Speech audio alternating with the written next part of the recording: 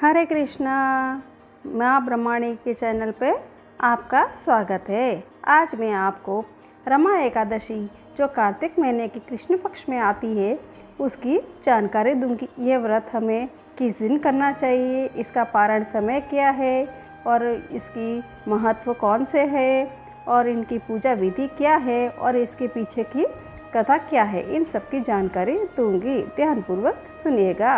रमा एकादशी पंचांग के अनुसार इस साल व्रत 28 अक्टूबर 2024 को रखा जाएगा। इसका पारण अगले दिन यानी 29 अक्टूबर को सुबह 6:23 से 8:35 के बीच किया जा सकता है। और इसका महत्व इस प्रकार है। रमा एकादशी भगवान विष्णु को प्रिय है। एकादशी में से एक मानी जाती है। धार्मिक मान्यताओं के अनुसार जो व्यक्ति सच्चे मन से रमा एकादशी का व्रत करता है उसे वैकुंठ की प्राप्ति होती है। साथ ही इससे सभी तरह के पापों और समस्याओं से मुक्ति मिलती है। इसकी पूजा विधि इस प्रकार है। रमा एकादशी के दिन सबसे पहले सुबह उठकर स्नान करें। इसका बाद मंदिर की साफ सफाई करें। अब भगवान विष्णु की प्रतिमा स्थापित करें। उसके बाद भगवान श्री हरि विष्णु का जलाभिषेक करें और पंचामृत से उन्हें स्नान करवाएं। उसके बाद विष्णु जी को पीले रंग के वस्त्र और पीले फूल अर्पित करें। अब घी का दीपक जलाकर पूजा करें और व्रत का संकल्प ले। पूजा के बाद रमा एकादशी व्रत कथा का पाठ करें। फिर भगवान विष्णु को मंत्रों का जाप करें और आखिरी में भगवान विष्णु की आरती करें। अब मैं आपको कार्तिक कृष्ण एकादशी की कथा सुनाती हूँ। धर्मराज युधिष्ठिर कहने लगे कि हे भगवान, कार्तिक कृष्ण एकादशी का क्या नाम है, इसकी विधि क्या है, इसे करने से क्या फल मिलता है, सो आप विस्तार पूर्वक बताइए। भगवान श्री कृष्ण बोले कि हे कार्तिक कृष्ण पक्ष की एकादशी का नाम रमा है।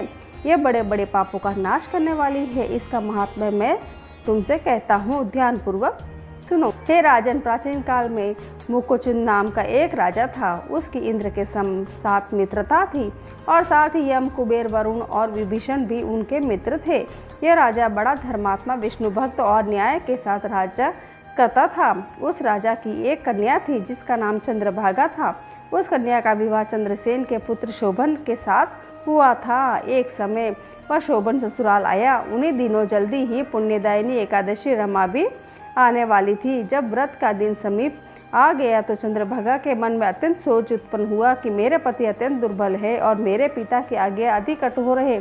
दशमी को राजा ने ढोल बजवाकर सारे राज्य में यह घोषणा करवा दी कि एकादशी को भोजन नहीं करना चाहिए। ढोल की घोषणा सुनते ही शोभन को अत्यंत चिंता हुई और अपनी पत्नी से कहा कि हे प्रिय, अब क्या करना चाहिए? मैं किस प्रकार भी भूख सहन नहीं कर सकूंगा। ऐसा उपाय बताओ जिससे प्राण बच सके, अन्यथा मेरे प्राण अवश्य ही चले जाएंगे। चंद्रभागा कहने लगी कि हे स्वामी, मेरे पिता के राज में एकादशी के दिन कोई भी भोजन नहीं करता। हाथी, घोड़ा, ऊंट, बिल्ली, गौ आदि भी तृण, अन्न, जल आदि ग्रहण नहीं कर सकते। फिर मनुष्य का तो कहना ही क्या है। यदि आप भोजन करना चाहते हैं तो किसी दूसरे स्थान पर चले जाइए, क्योंकि यदि आप यही रहना चाहते हैं तो आपको अवश्य व्रत करना पड़ेगा।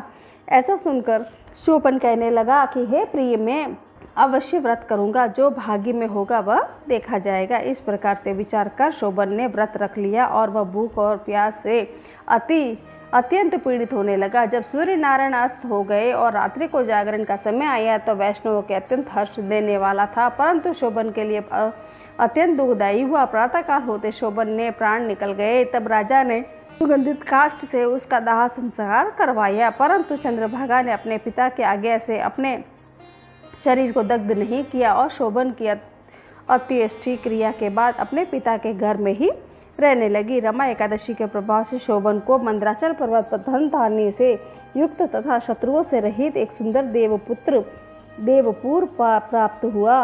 वह अत्यंत सुंदर रत्न और वैदुर्य मणि जटित स्वर्ण के खंभों पर निर्मित अनेक प्रकार के सप्तिक मणियों से शोभित भवन में बहुमूल्य वस्त्र, आभूषणों तथा छत्र एवं चंवर से विभूषित गंधर्व और अप्सराओं से युक्त सिंहासन पर आरूढ़ मैन होता था, मानो दूसरा इंद्र विराजमान हो। एक समय मुकुचुंद नगर में रहने वाले एक सोम शर्मा नामक ब्राह्मण तीर्थ यात्रा करता हुआ घूमता उधर जा निकला और उसने शोभन को पहचान कर यह तो राजा का जमाई शोभन है, उसके निकट गया। शोभन भी उसे पहचान कर अपने आसन से उठकर उसके पास आया और प्रणाम आदि करके कुशल प्रश्न किया। ब्राह्मण ने कहा कि राजा मुकुचिंद और आपकी पत्नी कुशल से है, नगर में भी सब प्रकार के कुशल है। राजन, हमें आश्चर्य हो रहा है, आप अत्यंत वृत्तांत कहिए कि ऐसा सुंदर नगर जो न कभी देखा न सुना आपको कैसे प्राप्त हुआ। तब शोभन बोला कि कार्तिक कृष्ण की रमा एकादशी का व्रत करने से जो मुझे यह नगर प्राप्त हुआ है, परंतु यह अस्थिर है, यह स्थिर हो जाए ऐसा कोई उपाय कीजिए। ब्राह्मण ने कहने लगा कि हे राजन, यह स्थिर क्यों नहीं है और कैसे स्थिर हो सकता है, आप बताइए। फिर भी अश्वमेव यह उपाय मैं करूँगा, मेरी इस बात को आप मिथ्या न समझिए। शोभन ने कहा कि मैंने इस व्रत को श्रद्धा रहित किया है, अतः यह सब कुछ अस्थिर है। आप यदि मुकुचुंद की कन्या चंद्रभागा को यह सब वृत्तांत कहेंगे तो यह स्थिर हो सकता है।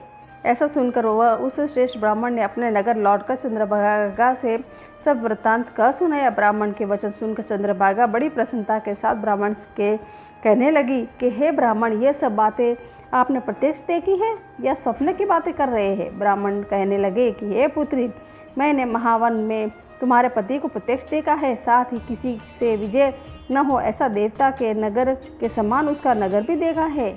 उन्होंने यह भी कहा कि यह स्थिर नहीं है, जिस प्रकार वह स्थिर हो सके ऐसा उपाय करना चाहिए। चंद्रभागा कहने लगी कि हे विप्र, तुम मुझे वहाँ ले चलो, मुझे पतिदेव के दर्शन की तीव्र लालसा है। मैं अपने किए हुए पुण्य से उस नगर को स्थिर बना दूंगी। आप ऐसा कार्य कीजिए जिससे उनका हमारा सहयोग हो, क्योंकि सुवियोगी को मिला देना महान पुण्य प्राप्त होता है। सोम शर्मा यह बात सुनकर चंद्रभागा को लेकर मंदराचल पर्वत के समीप वामदेव ऋषि के आश्रम पर गए। वामदेव जी ने सारी बात सुनकर वेद मंत्रों के उच्चारण से चंद्रभागा का अभिषेक कर दिया और तब ऋषि ने चंद्रभागा का शरीर दिव्य हो गया और वह दिव्य गति को प्राप्त हुई। इसके बाद बड़ी प्रसन्नता के साथ अपने पति के निकट गई। अपने प्रिय पत्नी को आते देखकर शोभन अति प्रसन्न हुआ और उसे बुलाकर अपने बाई तरफ बिठा लिया। चंद्रभागा कहने लगी कि हे प्राणनाथ, आप मेरे पुण्य को ग्रहण कीजिए। मैं अपने पिता के घर पर जब मैं 8 वर्ष की थी तब से विधि पूर्वक एकादशी के व्रत को श्रद्धा पूर्वक करती आ रही हूँ। इस पुण्य के प्रताप से आपका यह नगर स्थिर हो जाएगा। यह समस्त कर्मों से युक्त होकर प्रलय के अंत तक रहेगा। इस प्रकार चंद्रभागा ने दिव्य आभूषणों और वस्त्रों से सुसज्जित होकर अपने पति के साथ आनंद पूर्वक रहने लगी। हे राजन, यह मैंने रमा एकादशी का महात्म्य कहा है। यह जो मनुष्य इस व्रत को करते हैं उनके ब्रह्म हत्यादि समस्त पाप नष्ट हो जाते हैं। कृष्ण पक्ष और शुक्ल पक्ष दोनों की एकादशी समान है, इनमें कोई भी संदेह नहीं है, दोनों समान फल देती है। जो मनुष्य इस महात्म्य को पढ़ते या सुनते हैं वे समस्त पापों से छूटकर विष्णु लोक को प्राप्त होते हैं। इस प्रकार मेरी रमा एकादशी का महात्म्य और कथा समाप्त हुई।